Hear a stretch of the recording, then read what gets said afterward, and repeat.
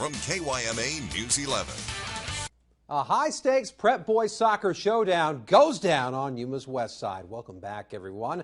Both the San Luis Sidewinders and the Cibola Raiders come into tonight's first season meeting with unbeaten 6-0 records, and both area powers are ranked in the top 10 in the 6A division.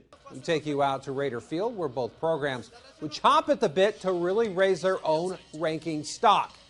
We go to the second half. Sidewinders on the offense.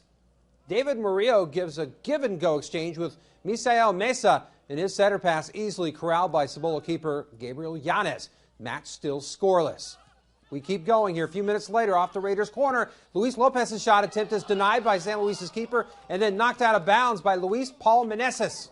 Sidewinders back on the attack. Murillo would deliver a setter to Mesa, and he's going to roll this one right past Yanez for the tiebreaker. 1-0 San Luis, and you can see the Sidewinders pumped, and they would keep pressing.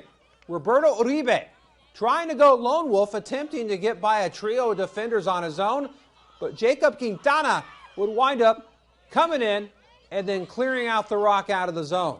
It would be a defensive battle through and through, as San Luis, though, comes through with the 1-0 win, remaining unbeaten. Moving on to the hardwood, Coach Dennis Ponder and the Cibola Raiders looking to capitalize on last night's Yuma victory as they took on Corona del Sol. So we pick it up in the second quarter. Bennett Myers-Wills gets the call, misses the jumper, but Carlos Navarro says, "I got you back," gets the board and the putback. Raiders down a bucket. Then Anthony Alvarez with the shot block. Meyer-Wills comes up with a rock and heaves it up court to Trey Banks, who finishes the play. Raiders keeping pace with the Aztecs. Then the visitors turn the ball over to Banks, who's then going to find a wide open Alvarez near the bucket for the easy deuce. Cibola trying to take the lead. Moments later, Banks with the inbound pass to Meyer-Wills, who comes up golden with a quick bucket.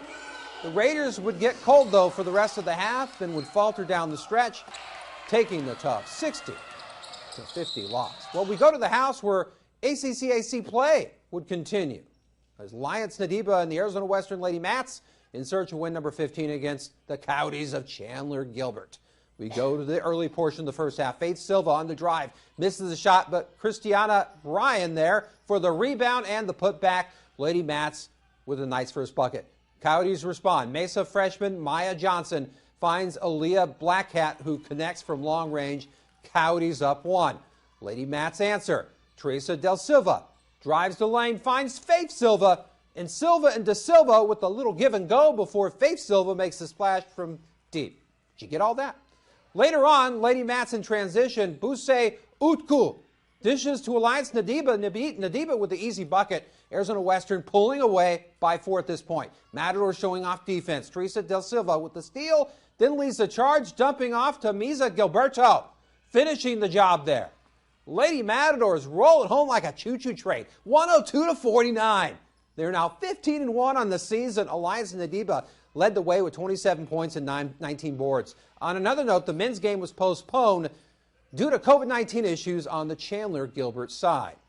And finally, the Olympic countdown is in the home stretch. The Winter Olympiad begins February 3rd, just 22 days from now. Opening ceremony on the 4th. You can catch the action right here on News 11. Some final notes to pass along. San Luis boys basketball loses while the girls team wins.